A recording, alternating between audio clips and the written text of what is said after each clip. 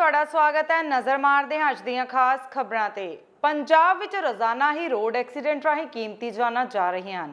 ਸ਼ਹਿਰ ਨਾਭਾ ਦੇ ਬੋੜਾ ਗੇਟ ਨਜ਼ਦੀਕ ਮਾਂ ਧੀ ਆਪਣੀ ਐਕਟਿਵਾ ਤੇ ਘਰ ਨੂੰ ਆ ਰਹੀਆਂ ਸਨ। ਜਦੋਂ ਉਹ ਰੇਲਵੇ ਓਵਰ ਬ੍ਰਿਜ ਪੁਲ ਚੜਨ ਲੱਗੀਆਂ ਤਾਂ ਮਗਰੋਂ ਆ ਰਹੇ ਟਰੱਕ ਨੇ ਆਪਣੀ ਲਪੇਟ ਵਿੱਚ ਲੈ ਲਿਆ। ਪ੍ਰਭਜੋਤ ਕੌਰ ਉਮਰ 40 ਸਾਲ ਦੀ ਮੌਕੇ ਤੇ ਹੀ ਮੌਤ ਹੋ ਗਈ ਤੇ ਲੜਕੀ ਗੰਭੀਰ ਫੱਟੜ ਹੋਈ ਹੈ, ਜਿਸ ਨੂੰ ਸਰਕਾਰੀ ਹਸਪਤਾਲ ਨਾਭਾ ਵਿਖੇ ਭਰਤੀ ਕਰਵਾਇਆ ਗਿਆ, ਜਿੱਥੇ ਉਸ ਦਾ ਇਲਾਜ ਚੱਲ ਰਿਹਾ ਹੈ। ट्रक वाले की गलती दस रहे जी, उत्थे मगरों मारिया उन्होंने। गड्डी आ रहे बच्चे आ रहे थे अपने, मावां धीआं सीगे जी, दोए तीन बेटियां ने इन्हां दियां ते इन्हां दा जिहड़ा साडा मामे दा मुंडा जी वो बाहर गया होया कतर। हाँ जी, रिश्तेदार है जी अपने मामे। ये किते इत्थों दवाई लैके जिधर अपनी सहेली दे घरे किते पता लैन गए सीगे सੱਟ ਦਾ। उन्हां दे किते सहेली दी माता ढिल्ली सीगी जी, ਉਹਦੇ ਘਰ। हाँ जी, पता लैन गए सी, उधरों आ रहे सी वापस अपने घर ਨੂੰ। ट्रक ਦਾ ਲੱਗਿਆ ਪਤਾ ਕਿੱਥੇ ਗਏ? नहीं पता नहीं लग्या, छड्ड के भज गया कहंदे जी ट्रक। ਕੀ ਮੰਗ ਕਰਦੇ?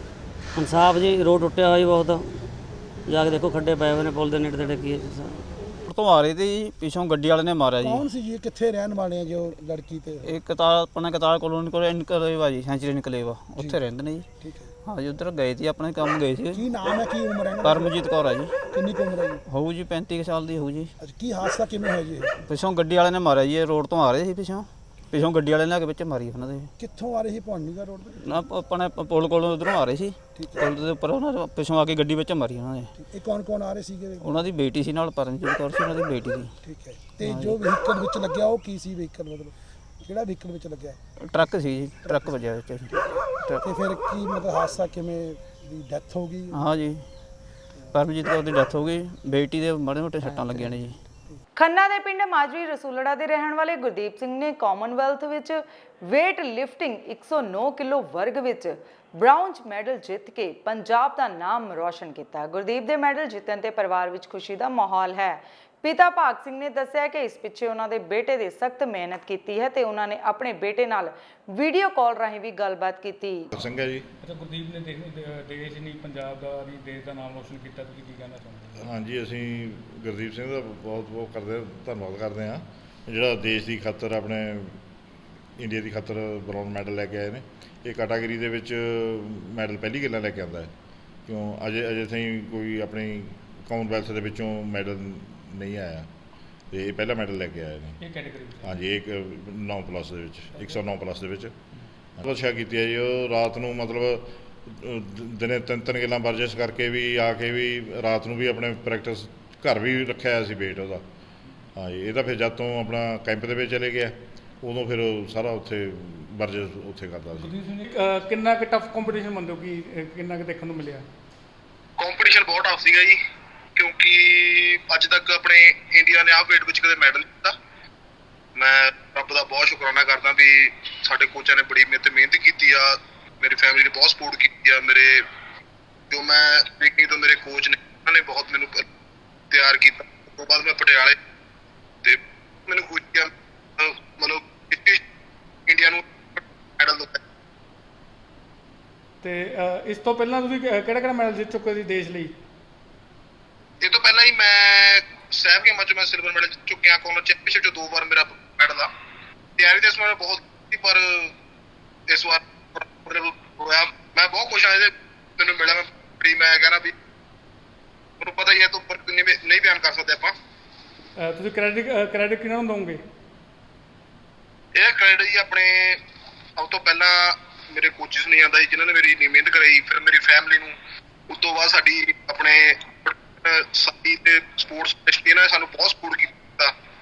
ਭਾਰਤ ਵਿੱਚ ਮੰਕੀਪੌਕਸ ਦੇ ਕੇਸ ਦਿਨ ਪ੍ਰਤੀ ਦਿਨ ਵਧਦੇ ਜਾ ਰਹੇ ਹਨ ਤੇ ਇਸ ਤੋਂ ਇਲਾਵਾ ਇੱਕ ਹੋਰ ਵਾਇਰਸ ਲੰਪੀ ਸਕਿਨ ਵਾਇਰਸ ਨੇ ਦਸਤਕ ਦੇ ਦਿੱਤੀ ਹੈ ਤੇ ਇਸ ਵਾਇਰਸ ਨੇ ਹਰਿਆਣਾ ਦੇ ਕਈ ਜ਼ਿਲ੍ਹਿਆਂ ਵਿੱਚ ਕਹਿਰ ਬਰਸਾ ਦਿੱਤਾ। ਖਾਸ ਕਰਕੇ ਇਹ ਬਿਮਾਰੀ ਪਸ਼ੂਆਂ ਨੂੰ ਹੋ ਰਹੀ ਹੈ ਤੇ ਕੁਝ ਕੁ ਦਿਨਾਂ ਵਿੱਚ ਪਸ਼ੂ ਦੀ ਮੌਤ ਹੋ ਜਾਂਦੀ ਹੈ। ਇਹ ਬਿਮਾਰੀ ਇੱਕ ਤੋਂ ਦੂਜੇ ਪਸ਼ੂਆਂ ਦੀ ਵਿੱਚ ਆਸਾਨੀ ਨਾਲ ਫੈਲ रही है तो डॉक्टरों को इसका भी कोई इलाज नहीं है। बीमारी आई है लंपी डायसिस। ये पिछली साल पाकिस्तान में थी और कुछ एरिया पंजाब में थी।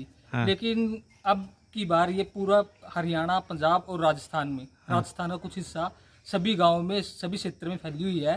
और ये न्यू डायसिस है। अब तक इसकी कोई वैक्सीन नहीं बनी, इसके ऊपर कोई रिसर्च नहीं हुई और इसमें पशु के जो शरीर होता है उसके ऊपर थोड़े थोड़े चेपक से निकल जाते हैं, जिससे और उसको बुखार भी आता है और जिससे पशु खाना पीना छोड़ देता है और वो बिल्कुल ही कमज़ोर हो जाता है। ये 1 वीक से आई हुई है और 1 वीक से पशु को बिल्कुल इसने एकदम से पूरी हष्ट पुष्ट था मेरा पशु, और इसने 1 वीक के अंदर उसको निचोड़ के रख दिया, बिल्कुल उसकी हड्डियाँ निकाल दी हैं। तो गांव में और भी मामले आए हैं ऐसे? हाँ, गाँव में 10 मामले हैं।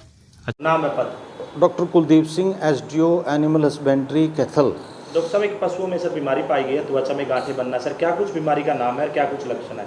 इस बीमारी का नाम LSD, उसमें साइंटिफिक भाषा में LSD है, लंपी स्किन डिजीज़, और ये वायरल डिजीज़ है। इसका अभी कोई ख़ास हमारे पास इलाज नहीं है, सिर्फ सिम्टोमेटिक ट्रीटमेंट है। इसमें बुखार तेज़ होता है, बुखार को डाउन करने के लिए एंटीपायरेटिक्स दिए जाएं और एंटीबायोटिक यूज़ कर सकते हैं। सपोर्टिव थेरेपी है, बुखार की वजह से डिहाइड्रेशन हो जाता है, उसके लिए हम जो है ड्रिप्स वगैरह भी दे सकते हैं। किस तरह ਕਪੂਰਥਲਾ ਦੇ ਹਲਕਾ ਭੁਲੱਥ ਤੋਂ ਕਾਂਗਰਸ ਪਾਰਟੀ ਦੇ ਵਿਧਾਇਕ ਸੁਖਪਾਲ ਖਹਿਰਾ ਨੇ ਲਵਲੀ ਪ੍ਰੋਫੈਸ਼ਨਲ ਯੂਨੀਵਰਸਿਟੀ ਤੇ 100 ਕਰੋੜ ਰੁਪਏ ਦੀ ਜ਼ਮੀਨ ਨੂੰ ਹੜੱਪਣ ਦੇ ਇਲਜ਼ਾਮ ਲਗਾਏ ਹਨ।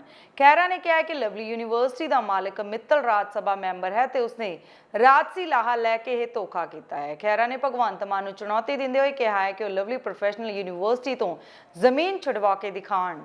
ਆ ਮੇਰੇ ਹੱਥ ਵਿੱਚ ਸਾਰੇ ਡਾਕੂਮੈਂਟਸ ਜਿਹੜੇ ਨੇ, ਇਹ 13.5 ਕਿੱਲੇ ਜ਼ਮੀਨ ਹੈ ਜਿਹੜੀ ਚਹੇੜੂ ਪਿੰਡ ਦੀ, ਇਹਨਾਂ ਨੇ ਲਵਲੀ ਯੂਨੀਵਰਸਿਟੀ ਨੇ ਅਰਸੇ ਤੋਂ ਇਹਦੇ ਤੇ ਕਬਜ਼ਾ ਕੀਤਾ ਹੋਇਆ ਸੀਗਾ ਪਹਿਲਾਂ ਹੀ, ਔਰ ਉਸ ਕਬਜ਼ੇ ਨੂੰ ਮੁੜ ਕੇ ਸਰਕਾਰੀ ਔਰ ਉਸ ਨੂੰ ਲੈਜੀਟੀਮੇਟ ਕਰਨ ਦੇ ਨਜ਼ਰੀਏ ਦੇ ਨਾਲ ਸਨ 2010 ਵਿੱਚ 12/5/2010 ਨੂੰ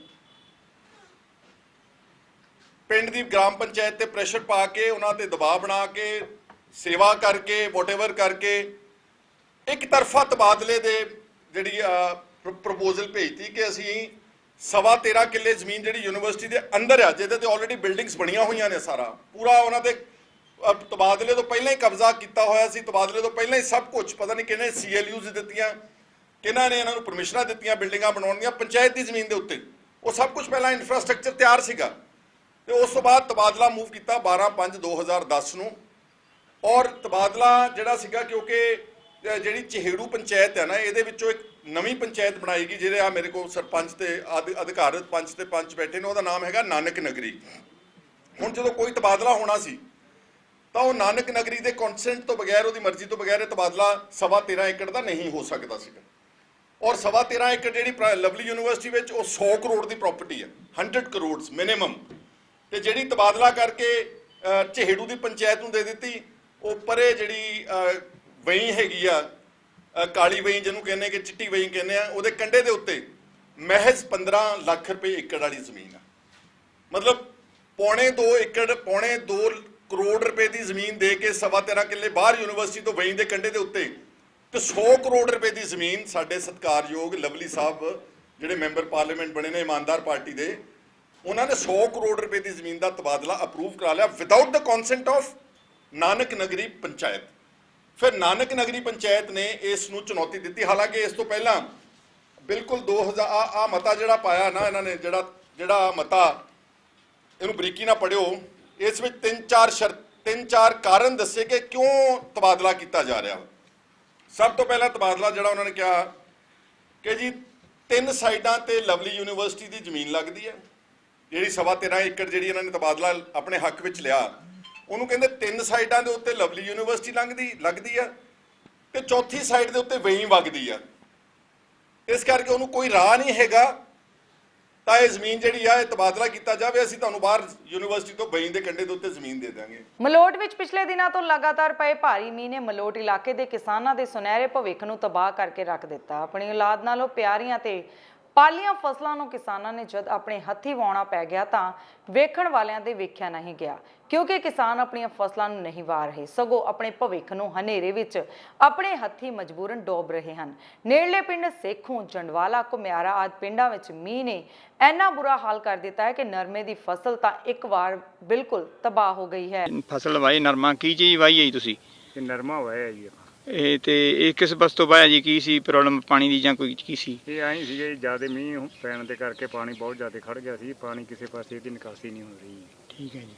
ਇਹ ਕੋਈ ਵਾਹੇ ਬਿਨਾ ਕੋਈ ਹੱਲ ਹੀ ਨਹੀਂ ਸੀਗਾ ਜੀ ਇਹਦਾ। ਜਗ੍ਹਾ ਕਿੰਨੀ ਸੀ ਜੀ? ਇਹ ਜਗ੍ਹਾ 3-4 ਕਿੱਲੇ ਵਾਹਣ ਸੀਗਾ ਜੀ ਆਪਣੇ ਕੋਲ ਮੇਰਾ। ਕਪੂਰਥਲਾ ਦੀ ਪੁਲਿਸ ਨੇ ਇੱਕ ਸ਼ਖਸ ਨੂੰ ਚੋਰੀ ਦੇ ਮੋਟਰਸਾਈਕਲ ਸਮੇਤ ਕਾਬੂ ਕੀਤਾ। ਜਦੋਂ ਇਸ ਤੋਂ ਪੁੱਛਗਿੱਛ ਕੀਤੀ ਗਈ ਤਾਂ ਇਸ ਨੇ ਮੰਨਿਆ ਕਿ ਉਹਨਾਂ ਨੇ ਇੱਕ ਗੈਂਗ ਬਣਾਇਆ ਹੋਇਆ ਹੈ ਜਿਸ ਵਿੱਚ ਕਈ ਲੋਕੀ ਸ਼ਾਮਿਲ ਹਨ ਤੇ ਉਹ ਮਿਲ ਕੇ ਚੋਰੀਆਂ ਤੇ ਲੁੱਟਾਂ ਖੋਹਾਂ ਕਰਦੇ ਹਨ। ਬਹਰਹਾਲ ਇਸ ਦੀ ਨਿਸ਼ਾਨਦੇਹੀ ਤੇ ਛਾਪੇਮਾਰੀ ਕੀਤੀ ਜਾ ਰਹੀ ਤੇ ਵੱਡੀ ਰਿਕਵਰੀ ਹੋਣ ਦੀ ਆਸ ਹੈ।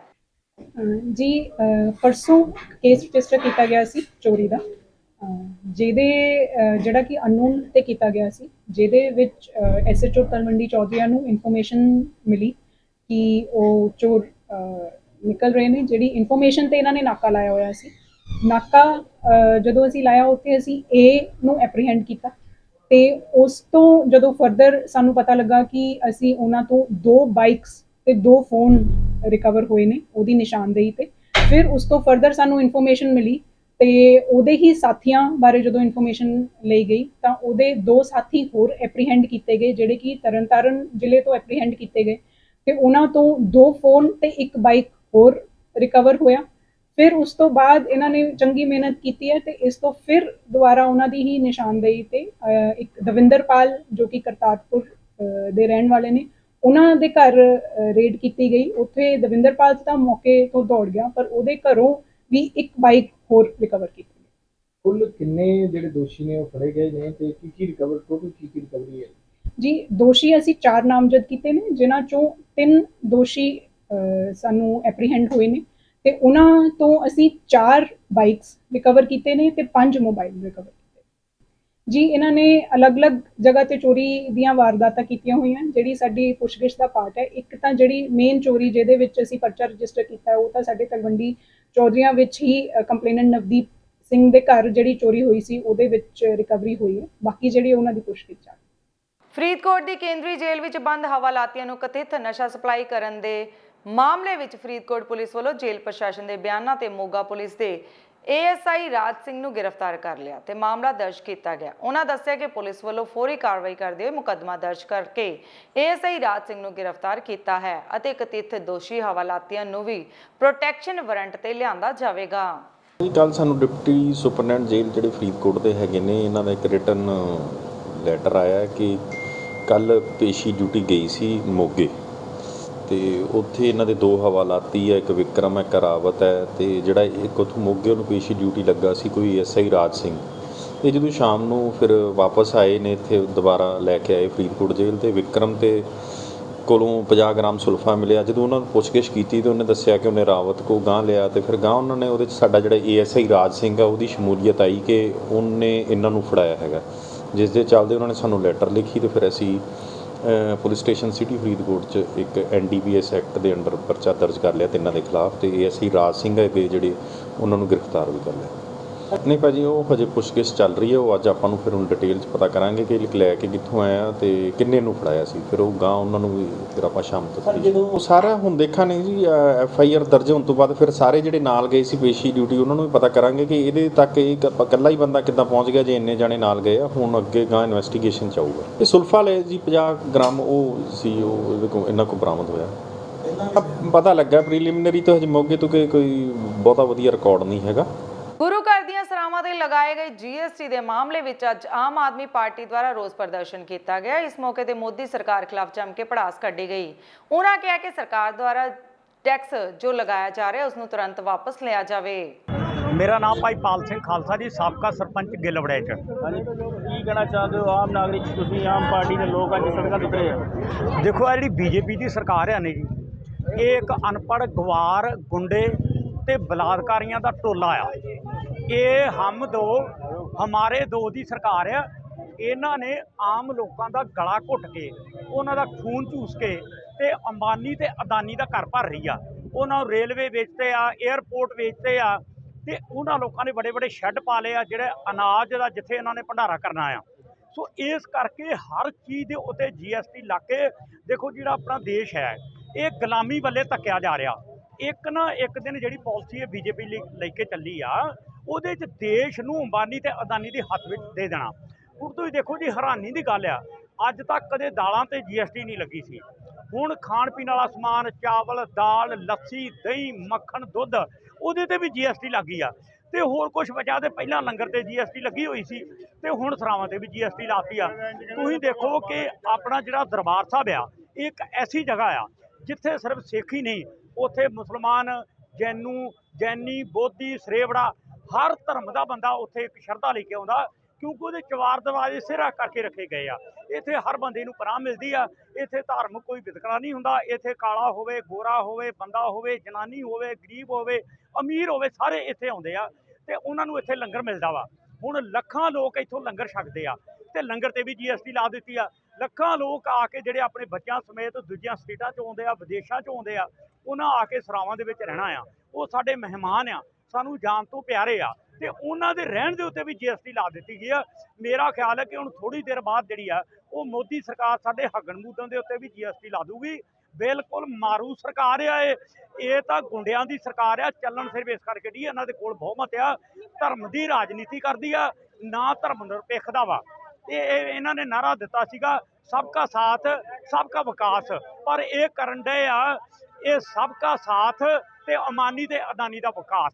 ਸਰਬੱਤ ਦਾ ਭਲਾ ਚੈਰੀਟੇਬਲ ਟਰਸਟ ਦੇ ਸਰਪ੍ਰਸਤ ਡਾਕਟਰ SP ਸਿੰਘ ਉਬਰਾਏ ਦੇ ਯਤਨਾਂ ਸਦਕਾ ਅੱਜ ਪੱਟੀ ਹਲਕੇ ਦੇ ਪਿੰਡ ਜੋਤੀ ਸ਼ਾਹ ਨਾਲ ਸੰਬੰਧਿਤ 24 ਸਾਲਾ ਹਰਪਾਲ ਸਿੰਘ ਦੀ ਮ੍ਰਿਤਕ ਦੇ ਦੁਬਈ ਤੋਂ ਪਿੰਡ ਜੋਤੀ ਸ਼ਾਹ ਵਿਖੇ ਪੁੱਜੀ, ਜਿੱਥੇ ਬੇहद ਸੋਗਮਈ ਹਾਲਤ ਵਿੱਚ ਅੰਤਿਮ ਸੰਸਕਾਰ ਕਰ ਦਿੱਤਾ ਗਿਆ। ਸਰਬੱਤ ਦਾ ਭਲਾ ਟਰਸਟ ਦੇ ਜ਼ਿਲ੍ਹਾ ਪ੍ਰਧਾਨ ਪ੍ਰਿੰਸ ਤੁਨਾ ਨੇ ਦੱਸਿਆ ਕਿ ਹਰਪਾਲ ਸਿੰਘ ਕਰੀਬ 4 ਸਾਲ ਪਹਿਲਾਂ ਦੁਬਈ ਗਿਆ ਸੀ, ਪਰ ਬਦਕਿਸਮਤੀ ਨਾਲ ਅਚਾਨਕ ਭੇਤ ਭਰੇ ਹਾਲਾਤਾਂ ਵਿੱਚ ਉਸ ਦੀ ਮੌਤ ਹੋ ਗਈ। ਇਹ ਉਹਨਾਂ ਦੀ ਮਿਹਰਬਾਨੀ ਆ, ਸਰਬੱਤ ਦੇ ਭਲਾ ਟਰਸਟ ਦੀ ਮਿਹਰਬਾਨੀ, ਜਿਨ੍ਹਾਂ ਨੇ ਪੱਟੀ ਤੱਕ ਪਹੁੰਚ ਕੀਤੀ ਆ ਡੈਡ ਬੋਡੀ ਲਿਆਉਣ ਦੀ। ਸਾਡਾ ਤਾਂ ਕੋਈ ਰਾਹ ਨਹੀਂ ਹੈਗਾ। SP ਉਬਰਾਏ ਸਾਹਿਬ ਉਹਨਾਂ ਦੇ ਸਭ ਪਰਾਲੇ, ਬਹੁਤ ਹੀ ਨੇਕ ਬੰਦੇ ਨੇ ਜਿਹੜੇ ਇਹ ਕੰਮ ਕਰਦੇ ਨੇ, ਲੋਕਾਂ ਦੇ ਗਰੀਬ ਪਰਿਵਾਰਾਂ ਦੇ ਬੱਚਿਆਂ ਨੂੰ ਇੱਥੇ ਲੈ ਕੇ। ਕਿੰਨੇ ਚਿਰ ਤੋਂ ਗਿਆ ਸੀ ਹਰਪਾਲ ਸਿੰਘ ਜੀ? 3.5 ਸਾਲ ਹੋ ਗਏ ਹੋ ਗਿਆ, ਮੁੜ ਕੇ ਵਾਪਸ ਨੇ ਇਸ ਤਰ੍ਹਾਂ ਹੀ ਹੁਣ ਆਇਆ ਜੀ। ਹਰਪਾਲ ਸਿੰਘ ਵਿਆਹਿਆ ਹੋਇਆ ਸੀ ਕਿ ਕੁਆਰਾ? ਨਹੀਂ, ਕੁਆਰਾ ਸੀ। ਹਾਂਜੀ। ਇਹਦੀ ਪਿੰਡ ਜੋਤੀ ਸ਼ਾਹ ਜਿਹੜਾ ਤਰਨਤਾਰਨ, ਇੱਥੋਂ ਦਾ ਨੌਜਵਾਨ ਸੀ ਹਰਪਾਲ ਸਿੰਘ, ਜਿਹੜਾ ਰੋਜੀ ਰੋਟੀ ਦੀ ਭਾਲ ਵਿੱਚ ਦੁਬਈ ਗਿਆ ਸੀ ਅੱਜ ਤੋਂ 4 ਸਾਲ ਪਹਿਲਾਂ। ਤੇ ਸ਼ੁੱਕਰਵਾਰ ਸ਼ਾਮ ਪਰਿਵਾਰ ਨੇ ਸਾਡੇ ਨਾਲ ਰਾਬਤਾ ਕੀਤਾ ਕਿ ਇਸ ਤਰ੍ਹਾਂ ਕਰਕੇ ਸਾਡੇ ਜਿਹੜੇ ਪਰਿਵਾਰ ਦੇ ਮੈਂਬਰ ਹਰਪਾਲ ਸਿੰਘ ਦੀ ਮੌਤ ਹੋ ਗਈ ਹੈ ਤੇ ਅਸੀਂ ਮ੍ਰਿਤਕ ਦੇਹ ਨੂੰ ਵਾਪਸ ਲਿਆਉਣਾ ਚਾਹੁੰਦੇ ਹਾਂ। ਪਹਿਲਾਂ ਤਾਂ ਸਾਨੂੰ ਇਹ ਨਹੀਂ ਸੀ ਉੱਥੇ ਪਤਾ ਲੱਗ ਰਿਹਾ ਵੀ ਜਿਹੜੀ ਡੈੱਡ ਬੋਡੀ ਹੈ ਕਿੱਥੇ ਹੈ, ਤੇ ਅਸੀਂ ਬਰਾਏ ਸਾਹਿਬ ਨੂੰ ਬੇਨਤੀ ਕੀਤੀ ਵੀ ਪਰਿਵਾਰ ਬਹੁਤ ਗਰੀਬ ਹੈ, ਇਹਨਾਂ ਦੀ ਹੈਲਪ ਕੀਤੀ ਜਾਵੇ। ਸੋ ਅਸੀਂ ਉੱਥੇ ਡੈੱਡ ਬੋਡੀ ਦੀ ਪਹਿਲਾਂ ਭਾਲ ਕੀਤੀ, ਫਿਰ ਕਾਗਜ਼ੀ ਕਾਰਵਾਈ ਸਾਰੀ ਮੁਕੰਮਲ ਕਰਵਾਈ ਤੇ ਮ੍ਰਿਤਕ ਦੇ ਜਿਹੜੀ ਆ ਬਾਅਦ 'ਚ ਸ਼ਨੀ ਐਤਵਾਰ ਹੋਣ ਕਰਕੇ ਜਿਹੜੀ ਉਹ ਨਹੀਂ ਆ ਸਕੀ ਤੇ ਅੱਜ ਮੰਗਲਵਾਰ ਜਿਹੜੀ ਇਹਦੀ ਮ੍ਰਿਤਕ ਦੇ ਆਈ ਹੈ ਜੀ ਤੇ ਅੱਜ ਇਹਦਾ ਸੰਸਕਾਰ ਕੀਤਾ ਗਿਆ ਹੈ। ਇਹਦੇ ਵਿੱਚ ਭਾਰਤੀ ਅੰਬੈਸੀ ਦਾ ਵੀ ਬਹੁਤ ਵੱਡਾ ਯੋਗਦਾਨ ਹੈ ਜੀ, ਉਹਨਾਂ ਨੇ ਸਾਡਾ ਬਹੁਤ ਸਹਿਯੋਗ ਕੀਤਾ। ਇਹ 317ਵੀਂ ਮ੍ਰਿਤਕ ਦੇਹ ਸੀ ਜਿਹੜੀ ਉਬਰਾਏ ਸਾਹਿਬ ਦੇ ਯਤਨਾਂ ਸਦਕਾ ਇਹ ਪੰਜਾਬ ਆਈ ਹੈ।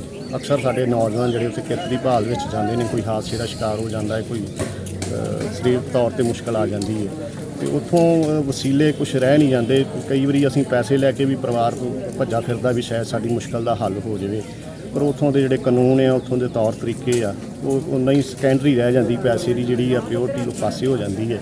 ਤੇ ਸਗੋਂ ਬਰਾਏ ਸਾਹਿਬ ਨੇ ਉੱਥੇ ਸਾਰੀ ਆਪਣੀ ਟੀਮ ਗਠਿਤ ਕੀਤੀ, ਉਹਨਾਂ ਦਾ ਵਕੀਲ ਨੇ, ਉਹਨਾਂ ਦੀ ਪ੍ਰੋਪਰਲੀ ਸਾਰੀ ਟੀਮ ਹੈ ਜਿਹੜਾ ਇਹ ਸਾਰਾ ਕਾਰਜਭਾਰ ਵੇਖਦੀ ਹੈ ਤੇ ਅਸੀਂ ਕੋਸ਼ਿਸ਼ ਕਰਦੇ ਹਾਂ। ਇਹ 317ਵੀਂ ਸੀ, ਤਕਰੀਬਨ 2-3 ਦਿਨ ਦੇ ਅੰਦਰ ਦਾ ਪ੍ਰੋਸੈਸ ਹੁੰਦਾ ਹੈ। ਅਸੀਂ ਕੋਸ਼ਿਸ਼ ਕਰਦੇ ਹਾਂ ਵੀ 2-3 ਦਿਨਾਂ ਦੇ ਵਿੱਚ ਮ੍ਰਿਤਕ ਦੇ ਜਿਹੜੀ ਪਰਿਵਾਰ ਕੋਲ ਪਹੁੰਚ ਜਾਵੇ।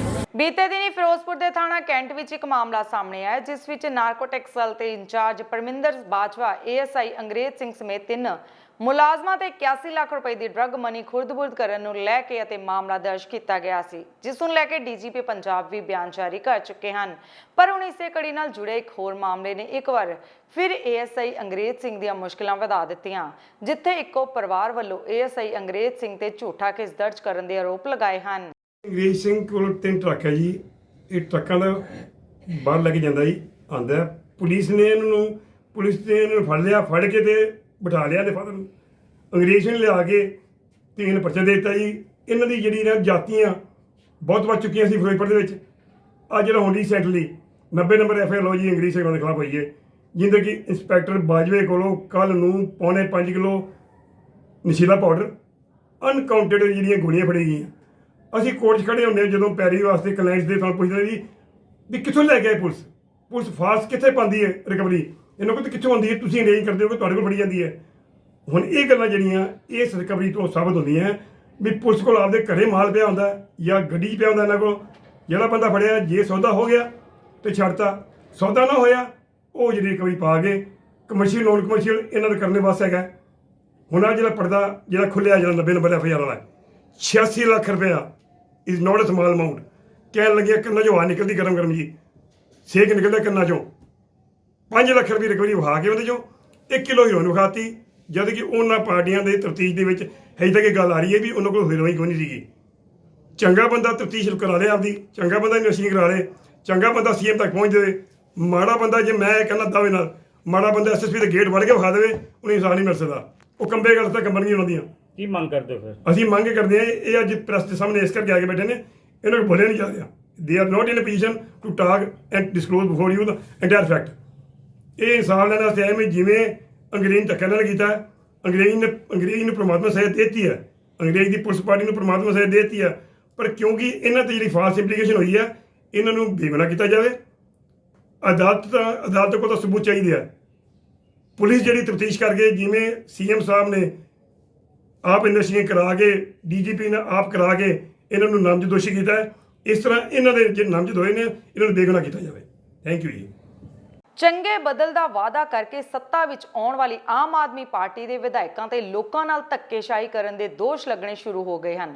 ਲੁਧਿਆਣਾ ਦੇ ਹਲਕਾ ਪੂਰਬੀ ਤੋਂ ਆਮ ਆਦਮੀ ਪਾਰਟੀ ਦੇ ਵਿਧਾਇਕ ਦਲਜੀਤ ਗਰੇਵਾਲ ਭੋਲਾ ਤੇ ਇੱਕ ਵਕੀਲ ਦੁਪਿੰਦਰਜੀਤ ਸਿੰਘ ਗਿੱਲ ਵੱਲੋਂ ਪ੍ਰੈਸ ਕਾਨਫਰੰਸ ਕਰਕੇ ਕਈ ਗੰਭੀਰ ਦੋਸ਼ ਲਗਾਏ। ਉਹਨਾਂ ਨੇ ਕਿਹਾ ਕਿ ਵਿਧਾਇਕ ਦੇ ਨਾ ਚੱਲਣ ਵਾਲੇ ਲੋਕ ਉਸ ਨੂੰ ਜਾਨੋਂ ਮਾਰਨ ਦੀਆਂ ਧਮਕੀਆਂ ਦੇ ਰਹੇ ਹਨ, ਜਿਸ ਵਿੱਚ ਵਿਧਾਇਕ ਦਾ ਭਰਾ ਵੀ ਸ਼ਾਮਿਲ ਹੈ। ਉਹਨਾਂ ਕਿਹਾ ਕਿ ਇਸ ਮਾਮਲੇ ਵਿੱਚ ਪੁਲਿਸ ਨੇ ਖਾਨਾ ਪੂਰਤੀ ਲਈ ਮੁਕੱਦਮਾ ਤਾਂ ਦਰਜ ਕਰ ਲਿਆ, ਪਰ ਕੋਈ ਕਾਰਵਾਈ ਨਹੀਂ ਹੋਈ। ਇਸੇ ਪਰਚੇ ਕਰਕੇ, ਇਸੇ ਰਜਿਸਟਰੀ ਕਰਕੇ ਜੀਵਨ ਕੁਮਾਰ ਗਰਗ ਸਸਪੈਂਡ ਨੇ, ਕਿਉਂਕਿ ਹੋਰ ਵੀ ਖੁੱਲ੍ਹੇ ਗਲਤ ਕੰਮ ਕਰਨਗੇ ਤਾਂ ਨਤੀਜਾ ਗਲਤ ਮਿਲੇਗਾ ਜੀ।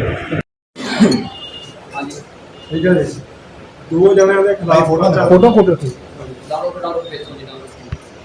ਇਹ ਲੋਕ ਕੌਣ ਨੇ ਜੀ?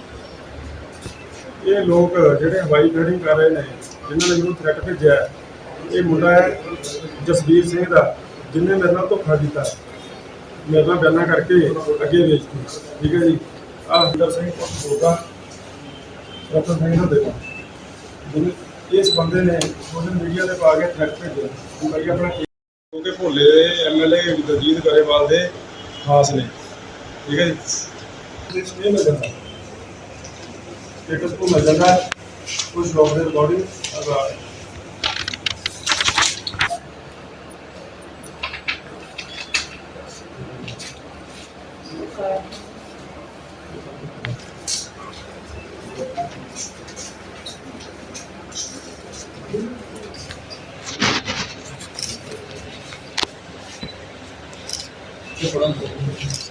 फोटो से ज्यादा फोटोज। हाँ जी। ਹੁਣ ਅਸਲ ਮਸਲਾ ਇਸ ਤੋਂ ਬਾਅਦ ਸ਼ੁਰੂ ਹੁੰਦਾ ਹੈ। ਮੈਂ ਨਾ ਧੋਖਾ ਕੀਤਾ। ਠੀਕ ਹੈ ਜੀ।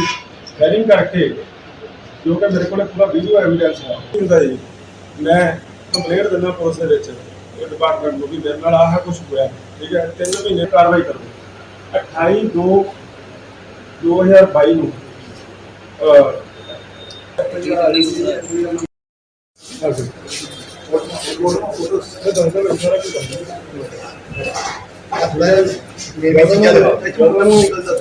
टाइम होगा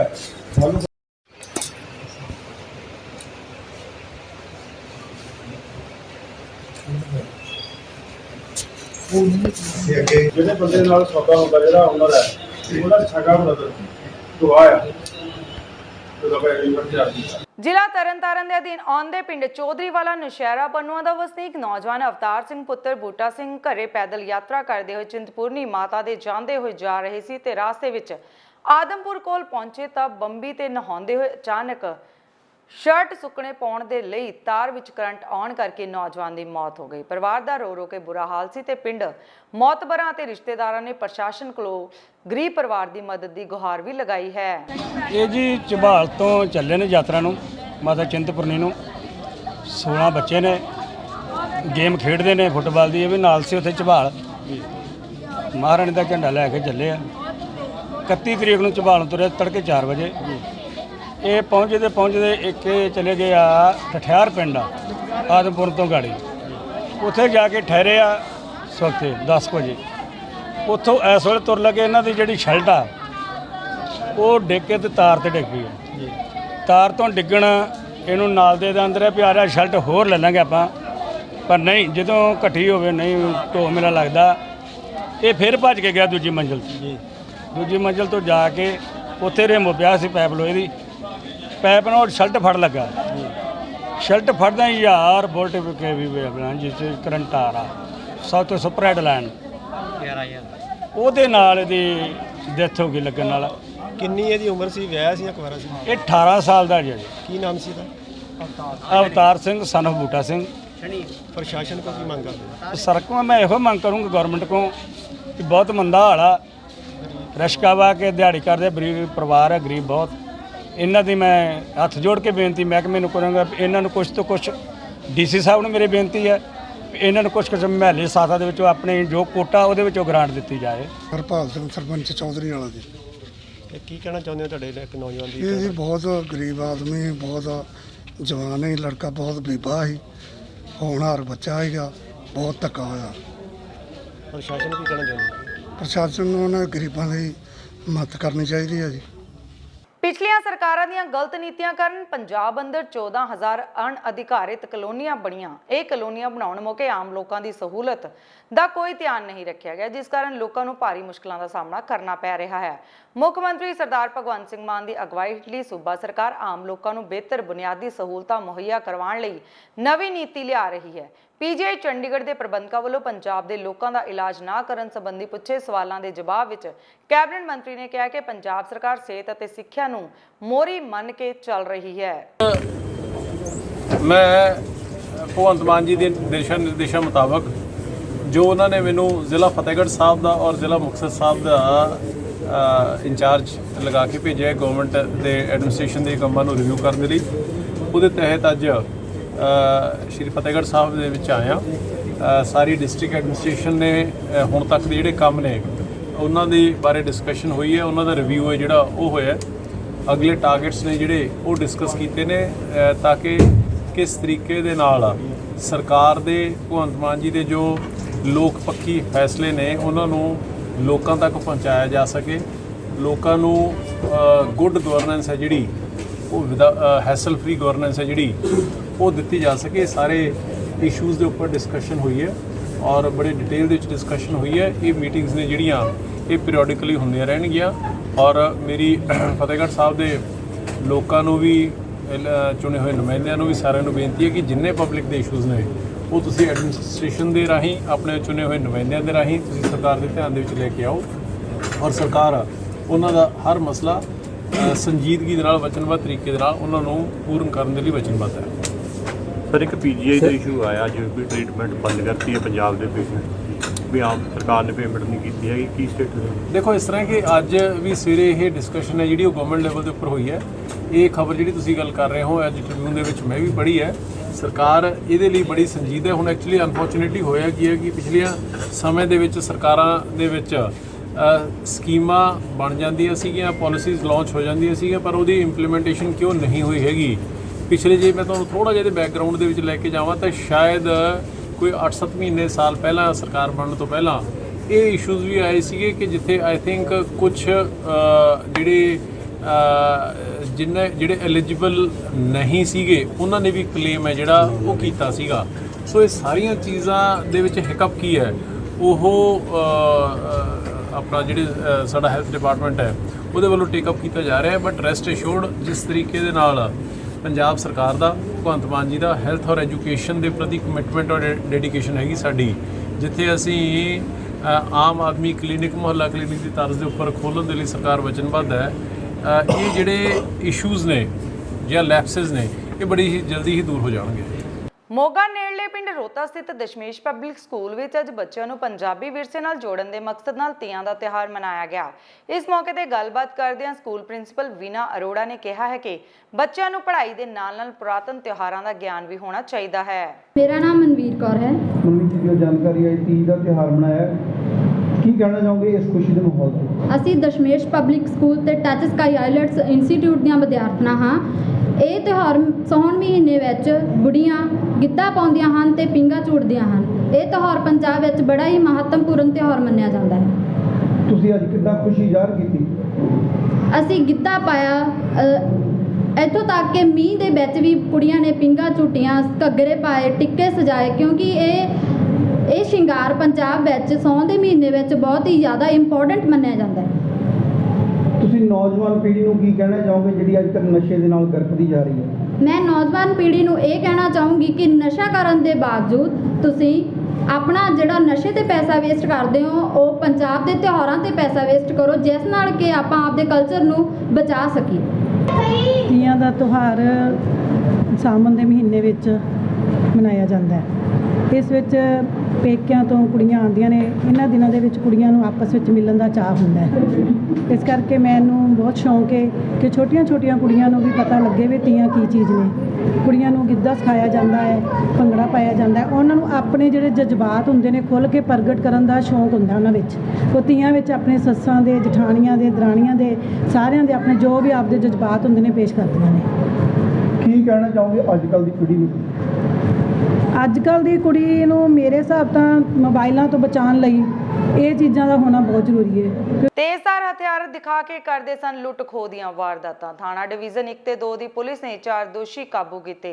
ਬਰਾਮਦ ਹੋਏ 11 ਮੋਬਾਈਲ ਫੜੇ ਗਏ ਤੇ 2 ਦੋਸ਼ੀਆਂ ਨੇ ਜਗਰਾਉਂ ਤੋਂ ਲੁਧਿਆਣਾ ਆ ਕੇ ਇਸ ਵਾਰਦਾਤ ਨੂੰ ਅੰਜਾਮ ਦਿੱਤਾ। ਬਾਕੀ ਦੋਨੋਂ ਸ਼ਹਿਰ ਵਿੱਚ ਅਲੱਗ-ਅਲੱਗ ਥਾਂ ਲੁੱਟਾਂ ਖੋਹਾਂ ਕਰਦੇ ਸਨ ਤੇ ਇਹਨਾਂ ਨੇ 13 ਵਾਰਦਾਤਾਂ ਕੀਤੀਆਂ ਸਨ।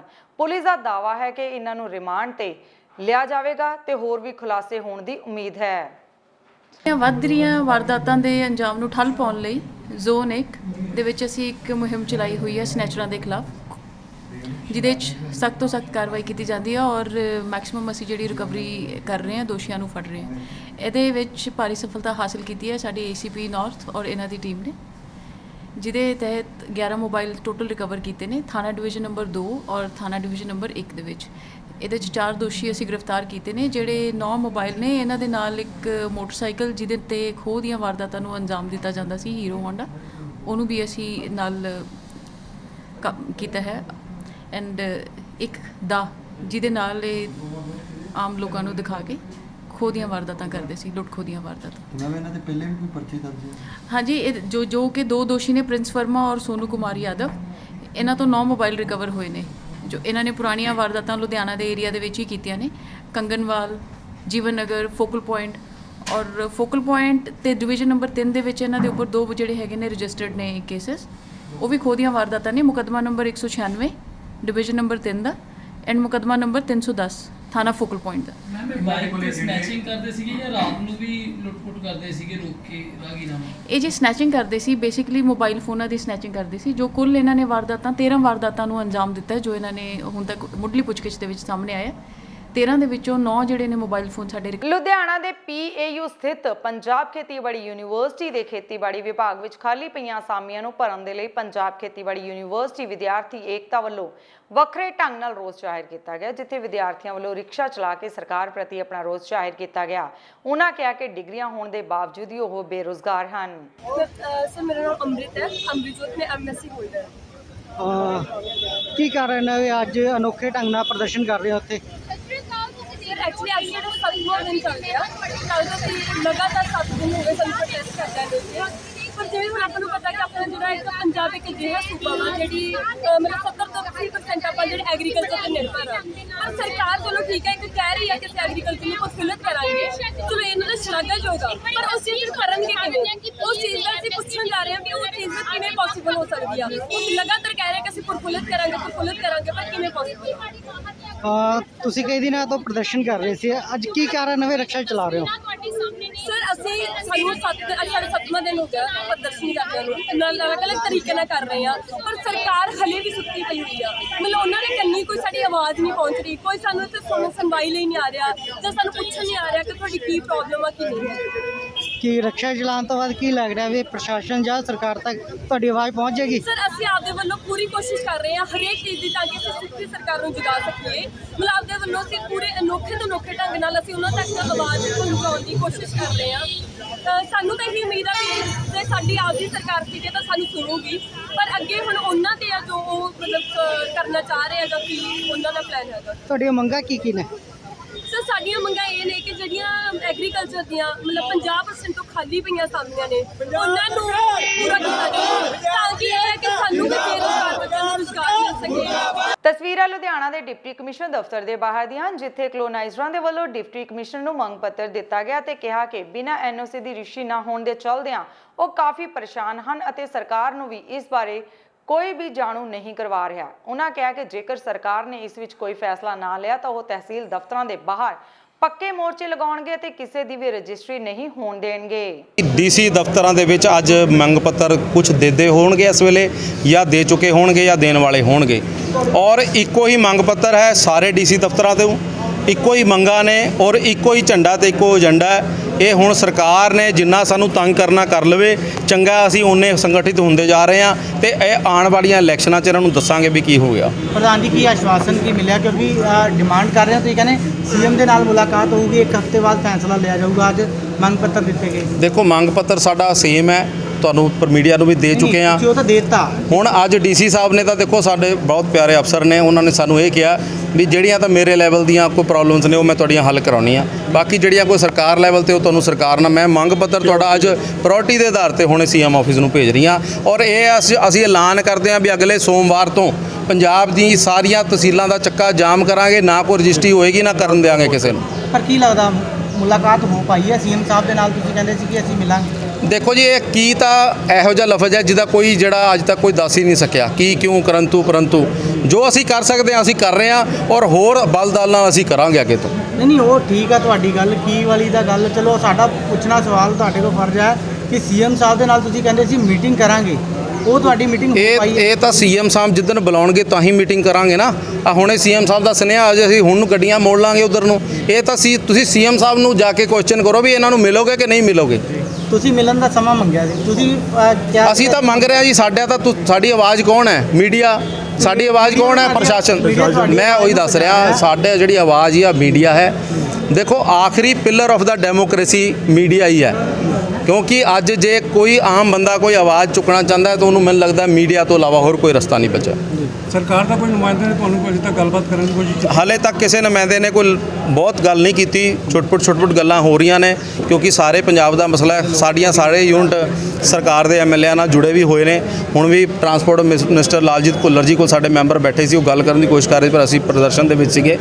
ਦੇਖੋ ਗੱਲਬਾਤ ਹੀ ਰਾਹ ਹੈ, ਚਾਹੇ ਉਹ ਮੰਤਰੀਆਂ ਨਾਲ ਹੋਵੇ ਚਾਹੇ ਸੀਐਮ ਨਾਲ ਹੋਵੇ। ਸੀਐਮ ਨਾਲ ਅਸੀਂ ਤਾਂ ਕਰਨਾ ਚਾਹੁੰਦੇ ਹਾਂ ਵੀ ਇੱਕ ਵਾਰੀ ਸੀਐਮ ਦੇ ਧਿਆਨ ਦੇ ਵਿੱਚ ਸਾਰਾ ਮੁੱਦਾ ਆ ਜਾਵੇ।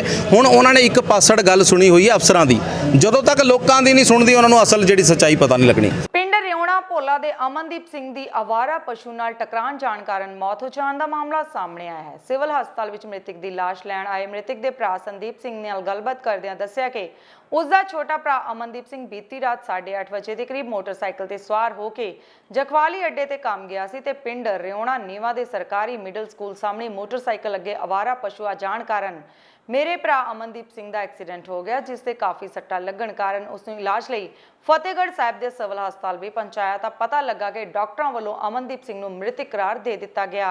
ਮੇਰਾ ਨਾਮ ਸੁਰਜੀਤ ਚੰਦ ਏਸੀ ਸੁਰਜੀਤ। ਕੀ ਮਾਮਲਾ ਹੋਇਆ ਹੈ? ਮਾਮਲਾ ਇਹ ਰਾਤ ਦੇ 10:30 ਵਜੇ ਇਹ ਪਿੰਡ ਜਖਵਾਲੀ ਤੋਂ ਕੰਮਕਾਰ ਸੰਬੰਧ 'ਚ ਆਇਆ ਹੋਇਆ ਸੀ। ਜਦੋਂ ਵਾਪਸ ਮੋੜੇ ਕੋਲ ਮੁੜਨ ਲੱਗਾ, ਮੋਢਾ ਆਪਣੇ ਰੂਣੇ ਭੋਲੇ ਨੂੰ ਮੁੜਨ ਲੱਗਾ ਤੇ ਕੋਈ ਅਵਾਰਾ ਜਿਹੜਾ ਪਸ਼ੂ ਜਿਹੜੇ ਆ ਗਿਆ ਮੋਟਰਸਾਈਕਲ, ਉਹਦੇ ਕਾਰਨ ਐਕਸੀਡੈਂਟ ਹੋ ਗਿਆ। ਐਕਸੀਡੈਂਟ ਹੋਣ ਕਾਰਨ ਪ੍ਰੋਬਲਮ ਡੈਥ। ਕਿੰਨੇ ਸਾਲ ਦਾ ਸੀ? ਕੀ ਨਾਮ ਸੀ? ਕਿੱਥੇ ਰਹਿੰਦਾ? 32 ਸਾਲ ਦੀ ਉਮਰ ਸੀ। ਰੂਣੇ ਭੋਲੇ ਦਾ ਇਹ ਬੰਦਾ ਰਹਿੰਦਾ ਸੀ। ਕੀ ਨਾਮ ਕੀ ਸੀ ਇਹਦਾ ਨਾਮ ਅਮਨਦੀਪ ਸਿੰਘ ਤੋਂ ਜੋਗਿੰਦਰ ਸਿੰਘ। ਕੀ ਕਾਰਵਾਈ ਕੀਤੀ ਹੈ ਫਿਰ? 174 ਆਈਪੀਸੀ ਸੀਆਰਪੀਸੀ ਕੀਤੀ। 10 ਵਜੇ ਪਿੰਡ ਰਿਉਣਾ ਨੀਵਾ ਕੋਲ ਸਾਡਾ ਭਤੀਜਾ ਅਮਨਦੀਪ ਸਿੰਘ ਬਾਈਕ ਤੇ ਆ ਰਿਹਾ ਸੀਗਾ, ਘਰੇਲੂ ਕੰਮ ਕਰਕੇ ਬਾਹਰ ਗਿਆ ਸੀ। ਪਿੰਡ ਦੇ ਨੇੜੇ ਆ ਕੇ ਅਵਾਰਾ ਪਸ਼ੂ ਉਸ ਦੇ ਅੱਗੇ ਆਉਣ ਕਰਕੇ ਉਹ ਐਕਸੀਡੈਂਟ ਹੋ ਗਿਆ ਤੇ ਮੌਕੇ ਤੇ ਹੀ ਉਹਨਾਂ ਦੀ ਡੈਥ ਹੋ ਗਈ ਹੈ। ਤੇ ਸਾਡੀ ਬੇਨਤੀ ਹੈ ਹੱਥ ਬੰਨ੍ਹ ਕੇ ਸਾਡੀ ਸਰਕਾਰ ਨੂੰ ਕਿ ਇਹਨਾਂ ਪਸ਼ੂਆਂ ਦਾ ਕੁਝ ਹੱਲ ਕੀਤਾ ਜਾਵੇ ਤਾਂ ਜੋ ਇਹੋ ਜਿਹੀਆਂ ਜਿਹੜੀਆਂ ਨਿਆਂਈ ਮੌਤਾਂ ਨਾ ਹੋਣ। 32 ਸਾਲ ਦੀ ਏਜ ਦੇ ਵਿੱਚ ਸਾਡੇ ਚਿਰਾਗ ਦਾ ਚਲਾ ਜਾਣਾ ਸਾਨੂੰ ਬਹੁਤ ਵੱਡਾ ਘਾਟਾ ਹੈ। ਸੋ ਇਸ ਕਰਕੇ ਬੇਨਤੀ ਹੈ ਸਰਕਾਰ ਨੂੰ ਕਿ ਅਵਾਰਾ ਪਸ਼ੂਆਂ ਦਾ ਕੋਈ ਨਾ ਕੋਈ ਹੱਲ ਕੀਤਾ ਜਾਵੇ। ਪੰਜਾਬ ਵਿੱਚ ਦਿਨੋ-ਦਿਨ ਪ੍ਰਦੂਸ਼ਿਤ ਹੋ ਰਹੇ ਵਾਤਾਵਰਣ ਨੂੰ ਸਾਫ਼ ਸੁਥਰਾ ਬਣਾਉਣ ਲਈ ਜਿੱਥੇ ਪੰਜਾਬ ਐਗਰੀਕਲਚਰਲ ਯੂਨੀਵਰਸਿਟੀ ਲੁਧਿਆਣਾ ਦੀਆਂ ਟੀਮਾਂ ਵੱਲੋਂ ਅਤੇ ਜ਼ਿਲ੍ਹਾ ਮੋਗਾ ਦੇ ਸਮਾਜ ਸੇਵੀ ਸੰਸਥਾਵਾਂ ਦੇ ਦੋ ਮੋਢੀਆਂ ਵੱਲੋਂ ਵੱਡੇ ਪੱਧਰ ਤੇ ਕਿਸਾਨਾਂ ਨੂੰ ਝੋਨੇ ਦੀ ਪਰਾਲੀ ਨਾ ਸਾੜਨ ਸੰਬੰਧੀ ਜਾਗਰੂਕ ਕੀਤਾ ਜਾ ਰਿਹਾ ਹੈ, ਜਿੱਥੇ ਪਿਛਲੇ 4 ਸਾਲਾਂ ਤੋਂ ਲਗਾਤਾਰ ਵਾਤਾਵਰਣ ਨੂੰ ਸਾਫ਼ ਸੁਥਰਾ ਬਣਾਉਣ ਲਈ ਸੰਤ ਗੁਰਮੀਤ ਸਿੰਘ ਖੋਸੇ ਵਾਲਿਆਂ ਵੱਲੋਂ ਵੱਡੇ ਪੱਧਰ ਤੇ ਪੌਦੇ ਲਗਾਏ ਗਏ। ਅਸੀਂ ਤਕਰੀਬਨ ਸ਼੍ਰੀਮਾਨ ਸੰਤ ਬਾਬਾ ਫਤਿਹ ਸਿੰਘ ਜੀ ਮਹਾਂਪੁਰਖਾਂ ਦੁਆਰਾ ਜਿਹੜੇ ਨਿਰਦੇਸ਼ਿਤ ਕਦਮ ਨੇ ਉਹਨਾਂ ਨੂੰ ਅੱਗੇ ਲੈ ਕੇ ਚੱਲਦਿਆਂ ਹੋਇਆ ਕਦਮ ਦਰ ਕਦਮ ਜਿਹੜਾ ਸਾਡੀ ਆਵੋ ਹਵਾ ਹੈਗੀ ਹੈ, ਜਿਹਦੇ ਹਵਾ ਪਾਣੀ ਖੁਰਾਕ ਹੈ, ਤਿੰਨਾਂ ਦੇ ਪ੍ਰੈਜ਼ੈਂਟ ਜਿਹੜੀਆਂ ਦਰਪੇਸ਼ ਸਮੱਸਿਆਵਾਂ ਨੇ ਉਹਨਾਂ ਨੂੰ ਕਿਵੇਂ ਹੱਲ ਕੀਤਾ ਜਾਏ ਯਤਨ ਕਰਦੇ ਰਹਿੰਦੇ ਆ। ਉਹਨਾਂ ਯਤਨਾਂ ਵਿੱਚੋਂ ਕਿਉਂਕਿ ਕਿਸਾਨ ਉਹ ਅੰਨਦਾਤਾ ਹੈਗਾ ਜਿਹਦੇ ਰਾਹੀਂ ਪੂਰੇ ਸੰਸਾਰ ਦਾ ਪੇਟ ਭਰਦਾ, ਪਰ ਦੁਖਾਂਤ ਇਹ ਹੈਗਾ ਵੀ ਜਿਵੇਂ ਜਿਵੇਂ ਸਾਨੂੰ ਨੌਲੇਜ ਮਿਲਦੀ ਜਾਂਦੀ ਹੈ ਕਈ ਵਾਰ ਅਸੀਂ ਨੌਲੇਜ ਦੀ ਜਿਹੜੀ ਯੋਗ ਵਰਤੋਂ ਹੈ ਉਹਦੇ ਲਈ ਯੋਗ ਢੰਗ ਤੇ ਯੋਗ ਵਸੀਲੇ ਜਿਹੜੇ ਹੈਗੇ ਨੇ ਉਹ ਮੁਹੱਈਆ ਨਹੀਂ ਕਰਵਾ ਪਾਉਂਦੇ ਹੈਗੇ। ਦਫ਼ਤਰੀ ਕਾਰਜ ਭਾਰ ਆਪਣੇ ਤਰ੍ਹਾਂ ਨਾਲ ਚਲੇ ਜਾਂਦੇ ਨੇ ਤੇ ਕਿਸਾਨਾਂ ਦੀਆਂ ਮਜਬੂਰੀਆਂ ਆਪਣੇ ਤਰ੍ਹਾਂ ਨਾਲ ਇੱਕ ਨਵੀਂ ਜਿਹੜੀ ਮੁਸੀਬਤ ਖੜੀ ਹੋ ਜਾਂਦੀ ਹੈ। ਉਹਦੇ ਲਈ ਅਸੀਂ ਖੋਸਾ ਕਲਸਟਰ ਵਿੱਚ ਲਗਭਗ 2016 ਤੋਂ ਲੈ ਕੇ ਇਹ ਜਿਹੜਾ ਕੰਮਕਾਰ ਕਰ ਰਹੇ ਹੈਗੇ ਆ, ਜਿਹਦੇ ਵਿੱਚ ਕਿਉਂਕਿ ਸਾਡਾ ਮੁੱਖ ਮਕਸਦ ਹੁੰਦਾ ਹੈ ਹਰ ਇੱਕ ਨੂੰ ਮੋਟੀਵੇਸ਼ਨਲ ਸੈਂਸ ਦੇ ਨਾਲ ਇੰਸਪਾਇਰ ਕਰਨਾ। ਅੱਜ ਜਿਵੇਂ ਜਿਵੇਂ ਕਿਸਾਨ ਭਰਾ ਇੰਸਪਾਇਰ ਹੋ ਰਹੇ ਨੇ ਉਸੇ ਤਰ੍ਹਾਂ ਨਾਲ ਉਹਨਾਂ ਨੂੰ ਪਤਾ ਲੱਗਦਾ ਹੈ ਕਿ ਇਹ ਚੀਜ਼ਾਂ ਦੇ ਫਾਇਦੇ ਕੀ ਨੇ ਔਰ ਉਹ ਉਸ ਨੂੰ ਅਸੈਪਟ ਵੀ ਕਰਦੇ ਨੇ। ਪਿਛਲੇ ਸਾਲ ਵੀ ਲਗਭਗ 80% ਦੇ ਇੱਥੋਂ ਦੀ ਡਾਲੀਮਾ ਵਿਹਾਰ ਵਿਖੇ ਮੰਦਿਰ ਦੇ ਨੇੜੇ 2 ਦੁਕਾਨਦਾਰਾਂ ਉੱਤੇ 5 ਅਣਪਛਾਤੇ ਨੌਜਵਾਨਾਂ ਨੇ ਹਮਲਾ ਕਰਕੇ ਜ਼ਖਮੀ ਕਰ ਦਿੱਤਾ, ਜਿਨ੍ਹਾਂ ਨੂੰ ਇੱਥੋਂ ਦੇ ਸਿਵਲ ਹਸਪਤਾਲ ਵਿੱਚ ਇਲਾਜ ਲਈ ਦਾਖਲ ਕਰਵਾਇਆ ਗਿਆ। ਇਸ ਮੌਕੇ ਤੇ ਦੁਕਾਨਦਾਰਾਂ ਨੇ ਪੱਤਰਕਾਰ ਨਾਲ ਗੱਲਬਾਤ ਕਰਦਿਆਂ ਦੱਸਿਆ ਕਿ ਬੀਤੀ ਕੱਲ ਉਹ ਕਿਸੇ ਕੰਮ ਲਈ ਪਟਿਆਲਾ ਗਿਆ ਸੀ। ਜਦੋਂ ਦੇਰ ਸ਼ਾਮ ਨੂੰ ਉਹ ਆਪਣੀ ਦੁਕਾਨ ਤੇ ਵਾਪਸ ਆਇਆ ਤਾਂ ਪਾਣੀ ਪੀਣ ਦੇ ਲਈ ਦੁਕਾਨ ਵਿੱਚ ਆ ਗਿਆ ਤਾਂ 5 ਵਿਅਕਤੀਆਂ ਨੇ ਜਿਨ੍ਹਾਂ ਦੇ ਹੱਥ ਵਿੱਚ ਡੰਡੇ ਸਨ ਉਸ ਤੇ ਹਮਲਾ ਕਰ ਦਿੱਤਾ। ਮਨਿਕ ਸਿੰਘਲਾ, ਦੁਕਾਨ ਕਿੱਥੇ ਹੈ ਤੁਹਾਡੀ? ਡਾਲੀਮਾ ਵਿਹਾਰ ਨੀਅਰ ਲక్ష్ਮੀ ਨਾਰਾਇਣ ਮੰਦਿਰ। ਕੀ ਹੋਇਆ ਸੀ ਅੱਜ? ਮੈਂ ਤੇ ਮੇਰੇ ਪੜੋਸੀ ਦੁਕਾਨ ਤੇ ਬੈਠੇ ਸੀ। ਤਕਰੀਬਨ 7:30 ਪੌਣੇ 8 ਵਜੇ ਦਾ ਸਮਾਂ ਸੀ। ਕੁਝ ਮੁੰਡੇ ਆਏ ਜਿਨ੍ਹਾਂ ਦੇ ਹੱਥ ਦੇ ਵਿੱਚ ਜਾਨਲੇਵਾ ਹਥਿਆਰ ਸੀ ਤੇ ਆਂਦੇ ਹੀ ਬਿਨਾਂ ਕਿਸੇ ਰੀਜ਼ਨ ਪੁੱਛਣ ਪਛਾਣ ਤੋਂ ਉਹਨਾਂ ਨੇ ਸਾਡੇ ਨਾਲ ਕੁੱਟਮਾਰ ਸਟਾਰਟ ਕਰਤੀ। ਦੁਕਾਨ ਦੀ ਬਹੁਤ ਤੋੜ ਭੰਨ ਕੀਤੀ, ਦੁਕਾਨ ਦੇ ਸ਼ੀਸ਼ੇ ਅਲਮੋਨੀਅਮ ਦੀ ਫਿਟਿੰਗ ਵਗੈਰਾ ਸਾਰਾ ਕਿਤੇ ਤੇ ਸਾਡੇ ਦੋਨਾਂ ਤੇ ਜਾਨਲੇਵਾ ਹਮਲਾ ਕੀਤਾ। ਪਹਿਲਾਂ ਮਿਲੇ ਵੀ ਉਹ ਦੇਖੇ ਵੀ ਬੰਦੇ? ਨਹੀਂ, ਮੈਂ ਕਦੇ ਨਹੀਂ ਦੇਖੇ ਜੀ। ਨਹੀਂ, ਮੈਂ ਪਛਾਣਦਾ ਵੀ ਨਹੀਂ ਉਹਨਾਂ ਨੂੰ। ਕਿਸ ਚੀਜ਼ ਤੇ ਆਏ ਸੀਗੇ? ਉਹ ਗੱਡੀ ਦੇ ਵਿੱਚ ਆਏ ਸੀ ਤੇ ਪਿਛਲੀ ਨੰਬਰ ਪਲੇਟ ਤੇ ਉਹਨਾਂ ਨੇ ਬਲੈਕ ਟੇਪ ਲਾਈ ਹੋਈ ਸੀ ਜਿਹਦੇ ਨਾਲ ਅਸੀਂ ਨੰਬਰ ਉਹਨਾਂ ਦਾ ਰੀਡ ਨਹੀਂ ਕਰ ਸਕੇ ਤੇ ਕੁੱਟਮਾਰ ਕਰਕੇ ਉਹ ਚਲੇ ਗਏ। ਕਿੰਨੇ ਬੰਦੇ ਸੀ? 4 ਤੋਂ ਲੈ ਕੇ 5 ਬੰਦੇ ਸੀ। ਮੇਰਾ ਨਾਮ ਕਵਿੰਦਰ ਕੁਮਾਰ ਹੈ ਜੀ। ਕੀ ਹਾਦਸਾ ਹੋਇਆ ਤੁਹਾਡਾ? ਮੈਂ ਜੀ ਪਟਿਆਲੇ ਸਵੇਰ ਦਾ ਗਿਆ ਹੋਇਆ ਸੀ ਆਪਣੀ ਮਾਤਾ ਦੀ ਦਵਾਈ ਲੈਣ।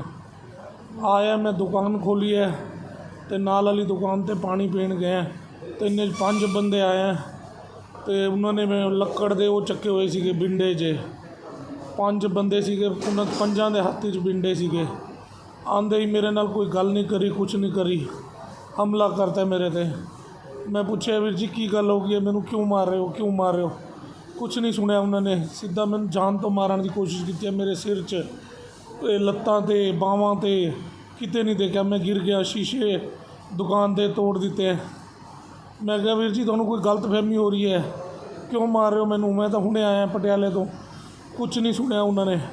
ਸੰਜੂ ਕਿਸੇ ਦਾ ਨਾਮ ਲੈ ਰਹੇ ਸੀਗੇ। ਬਈ ਇੰਨੇ 'ਚ ਮੈਂ ਪਿੱਛੇ ਗਿਰ ਗਿਆ। ਮੇਰਾ ਨਾਲ ਵਾਲਾ ਦੁਕਾਨਦਾਰ ਸੀਗਾ, ਉਹਨੂੰ ਵੀ ਮਾਰਿਆ।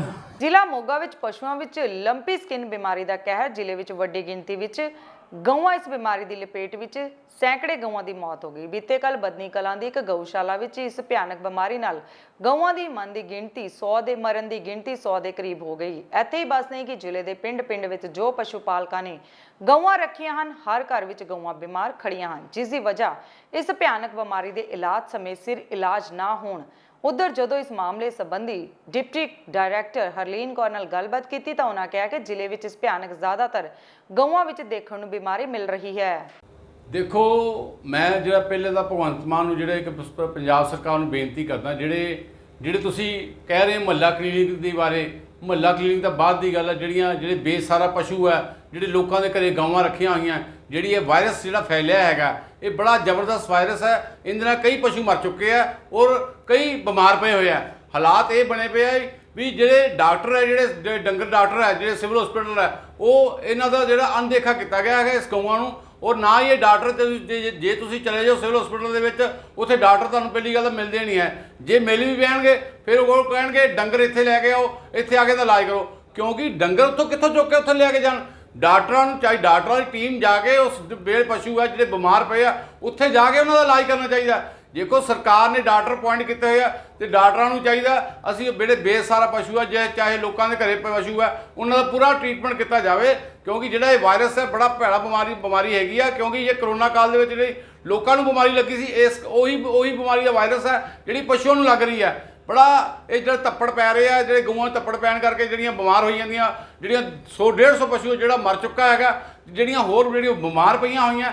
ਮੈਂ ਇਸ ਜਿਹੜੇ ਭਗਵੰਤ ਮਾਨ ਸਰਕਾਰ ਨੂੰ ਬੇਨਤੀ ਕਰਦਾ ਇਹਨਾਂ ਦਾ ਪਹਿਲਾਂ ਜਲਦ ਤੋਂ ਜਲਦ ਜਿਹੜਾ ਇਹਨਾਂ ਦੇ ਜਿਹੜੇ ਹੈਲਥ ਮਿਨਿਸਟਰ ਹੈਗਾ ਉਹਨਾਂ ਨੂੰ ਧਿਆਨ ਦੇਣਾ ਚਾਹੀਦਾ ਇਸ ਪਸ਼ੂਆਂ ਬਾਰੇ, ਔਰ ਜਿਹੜੇ ਡਾਕਟਰ ਹੈਗੇ ਆ ਉਹਨਾਂ ਨੂੰ ਜਲਦੀ ਡਾਇਰੈਕਸ਼ਨ ਦੇਣੀ ਚਾਹੀਦੀ ਵੀ ਉਸ ਪਸ਼ੂਆਂ ਦਾ ਇਲਾਜ ਕੀਤਾ ਜਾਵੇ। ਦੇਸ਼ ਦੀ ਆਜ਼ਾਦੀ ਤੋਂ ਬਾਅਦ ਬਹੁਤ ਸਾਰੀਆਂ ਅਜਿਹੀਆਂ ਇਮਾਰਤਾਂ ਹਨ ਜੋ ਖੰਡਰ ਬਣ ਚੁੱਕੀਆਂ ਹਨ, ਜਿਨ੍ਹਾਂ ਦੀ ਸਮੇਂ ਦੇ ਨਾਲ ਰਿਪੇਅਰ ਨਹੀਂ ਹੋਏ ਤੇ ਹਾਲਾਤ ਇੰਨੇ ਖਸਤਾ ਬਣ ਚੁੱਕੇ ਹਨ ਕਿਸੇ ਵੇਲੇ ਵੀ ਕੋਈ ਜਾਨੀ ਨੁਕਸਾਨ ਹੋ ਸਕਦਾ ਹੈ। ਮਾਮਲਾ ਬਟਾਲੇ ਦੇ ਇਲਾਕੇ ਦਾ ਹੈ, ਜਿੱਥੇ ਆਜ਼ਾਦੀ ਤੋਂ ਪਹਿਲਾਂ ਦੀ ਪੁਰਾਤਨ ਮਸਜਿਦ ਹੈ, ਜਿਸ ਦੇ ਅੰਦਰ ਇੱਕ ਪਾਸੇ ਗੁਰੂ ਸਾਹਿਬ ਦੀ ਬੀੜ ਹੈ ਤੇ ਦੂਜੇ ਪਾਸੇ ਚਿਰਾਗ ਜਗਾਇਆ ਜਾਂਦਾ ਹੈ।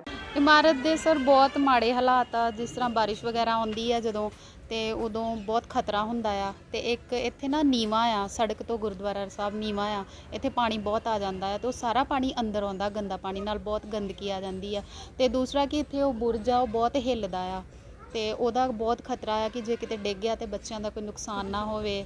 ਤੇ ਦੂਜਾ ਇਹ ਕਿ ਲੋਕਾਂ ਦੇ ਪਹਿਲਾਂ ਵੀ ਗਿਰਿਆ ਸੀਗਾ ਇੱਕ ਵਾਰੀ ਬੁਰਜ, ਉਹ ਕਿਸੇ ਦੀ ਛੱਤ ਡਿੱਗ ਗਈ ਸੀ ਇੱਧਰ ਨਾਲ ਵਾਲੇ ਘਰ ਵਾਲਿਆਂ ਦੀ, ਤੇ ਉਹਨਾਂ ਦਾ ਕਾਫੀ ਨੁਕਸਾਨ ਹੋਇਆ ਸੀ। ਇਸ ਕਰਕੇ ਸਾਨੂੰ ਬਹੁਤ ਖਤਰਾ ਹੈ ਇਹਦੇ ਤੋਂ ਤੇ ਪ੍ਰਸ਼ਾਸਨ ਨੂੰ ਰਿਕੁਐਸਟ ਆ ਕਿ ਇਹਦੀ ਰਿਪੇਅਰਿੰਗ ਕਰਵਾਉਣ ਜਾਂ ਇਹਨੂੰ ਕਿਸੇ ਵੀ ਤਰੀਕੇ ਸਹੀ ਕਰਾਉਣ ਤਾਂ ਜੋ ਇੱਥੇ ਕੋਈ ਜਾਨੀ ਮਾਲੀ ਨੁਕਸਾਨ ਨਾ ਹੋਵੇ।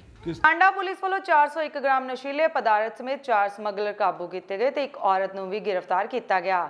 ਇੰਸਪੈਕਟਰ ਓਂਕਾਰ ਸਿੰਘ ਬਰਾੜ ਮੁੱਖ ਅਫਸਰ ਥਾਣਾ ਟਾਂਡਾ ਨੇ ਦੱਸਿਆ ਹੈ ਕਿ ਨਸ਼ਾ ਵੇਚਣ ਵਾਲਿਆਂ ਉੱਪਰ ਕਾਬੂ ਪਾਉਣ ਲਈ ਪੰਜਾਬ ਸਰਕਾਰ ਦੀਆਂ ਹਦਾਇਤਾਂ ਤੇ ਵਿਸ਼ੇਸ਼ ਮੁਹਿੰਮ ਚਲਾਈ ਹੋਈ, ਜਿਸ ਦੇ ਤਹਿਤ ਥਾਣਾ ਟਾਂਡਾ ਦੇ ਅਧੀਨ ਆਉਂਦੇ ਏਰੀਏ ਵਿੱਚ ਮਾੜੇ ਅਨਸਰਾਂ ਤੇ ਨਸ਼ਾ ਵੇਚਣ ਵਾਲਿਆਂ ਨੂੰ ਸਰਚ ਲਗਾ ਕੇ ਗ੍ਰਿਫਤਾਰ ਕੀਤਾ ਜਾਵੇਗਾ। ਪੰਜਾਬ ਅੰਦਰ ਨਸ਼ਾ ਅਤੇ ਗੈਂਗਸਟਰਾਂ ਦੇ ਖਿਲਾਫ ਚਲਾਈ ਗਈ ਮੁਹਿੰਮ ਦੇ ਤਹਿਤ ਜ਼ਿਲ੍ਹਾ ਹੁਸ਼ਿਆਰਪੁਰ ਅੰਦਰ ਮਾਨਯੋਗ ਐਸਐਸਪੀ ਸਰਤਾਜ ਸਿੰਘ ਚਾਹਲ ਜੀ ਦੀ ਅਗਵਾਈ ਵਿੱਚ ਥਾਣਾ ਟਾਂਡਾ ਦੀ ਪੁਲਿਸ ਨੇ ਕੱਲ੍ਹ 4 ਸਮਗਲਰ ਫੜ ਕੇ ਵੱਡੀ ਸਫਲਤਾ ਹਾਸਲ ਕੀਤੀ ਹੈ। ਇਹ 4 ਦੋਸ਼ੀ ਜਿਹੜੇ ਕੱਲ੍ਹ ਐਸਆਈ ਪਰਮਿੰਦਰ ਸਿੰਘ ਤੇ ਐਸਆਈ ਰਕੇਸ਼ ਕੁਮਾਰ ਵੱਲੋਂ ਵੱਖ-ਵੱਖ ਜਗ੍ਹਾ 'ਤੇ ਗ੍ਰਿਫਤਾਰ ਕੀਤੇ ਆ। ਇਹਨਾਂ ਪਾਸੋਂ ਜਿਹੜਾ ਪਹਿਲਾ ਮੁਕੱਦਮਾ ਦਰਜ ਹੋਇਆ 194 ਨੰਬਰ, ਉਹਦੇ ਵਿੱਚ 149 ਗ੍ਰਾਮ ਤੇ ਧੀਰਜ ਕੁਮਾਰ ਤੇ ਗੁਰਦੀਪ ਸਿੰਘ ਦੋਸ਼ੀ ਫੜੇ ਆ, ਅਤੇ ਦੂਸਰੇ ਮੁਕੱਦਮੇ 'ਚ ਰਾਣੀ ਪਤਨੀ ਜੀਤ ਤੇ ਰਾਜਕੁਮਾਰ ਉਰਫ ਵਿੱਕੀ ਇਹਨਾਂ ਨੂੰ ਗ੍ਰਿਫਤਾਰ ਕੀਤਾ ਗਿਆ। ਜਿਹੜੀ ਰਾਣੀ ਹੈਗੀ ਇਹਦੇ ਖਿਲਾਫ ਪਹਿਲਾਂ 10 ਮੁਕੱਦਮੇ ਦਰਜ ਹੈ, ਵਿੱਕੀ ਦੇ ਖਿਲਾਫ ਵੀ ਦਰਜ ਹੈ ਤੇ ਧੀਰਜ ਕੁਮਾਰ ਦੇ। ਇਹ ਦੋਸ਼ੀ ਜੇਲ੍ਹਾਂ 'ਚੋਂ ਆਏ ਆ। ਇਹ ਆਪਣਾ ਇਹਨਾਂ ਨੇ ਨਸ਼ਿਆਂ ਦੇ ਜਿਹੜਾ ਇੱਕ ਬਹੁਤ ਵੱਡਾ ਨੈਟਵਰਕ ਬਣਾਇਆ ਹੋਇਆ ਤੇ ਉਹਨੂੰ ਕੱਲ੍ਹ ਲੋਕਲ ਪੁਲਿਸ ਨੇ ਉਹਦੇ 'ਚ ਕਰੈਕ ਕੀਤਾ, ਜਿਹਦੇ ਤਹਿਤ ਗ੍ਰਿਫਤਾਰ ਕਰਕੇ ਇਹਨਾਂ ਤੋਂ ਬਰਾਮਦਗੀਆਂ ਵੀ ਕੀਤੀਆਂ। ਔਰ ਇਹ ਸਮਾਨ ਕਿੰਨਾ ਸਾਧਨ ਰਹੀ ਕਿਹੜੇ ਦੋਸ਼ੀ ਹੈ ਉਹ ਸਾਰੇ ਅਸੀਂ ਵੈਰੀਫਾਈ ਕੀਤੇ ਆ ਔਰ ਉਹਨਾਂ ਨੂੰ ਵੀ ਵਿੱਚ ਨਾਮਜ਼ਦ ਕਰ ਲਿਆ ਗਿਆ ਹੈ। ਦੋਸਤੋ, ਇਹ ਸਨ ਸਾਡੀਆਂ ਅੱਜ ਦੀਆਂ ਖਾਸ ਖਬਰਾਂ। ਨਵੀਆਂ ਤੇ ਤਾਜ਼ਾ ਖਬਰਾਂ ਦੇ ਨਾਲ ਤੁਹਾਡੇ ਸਾਹਮਣੇ ਫਿਰ ਤੋਂ ਰੂਬਰੂ ਹੋਵਾਂਗੇ। ਤਦ ਤੱਕ ਲਈ ਮੈਨੂੰ ਯਾਨੀ ਕਿ ਤੇਜਿੰਦਰ ਕੌਰ ਨੂੰ ਦਿਓ ਇਜਾਜ਼ਤ। ਰੱਬ ਰਾਖਾ।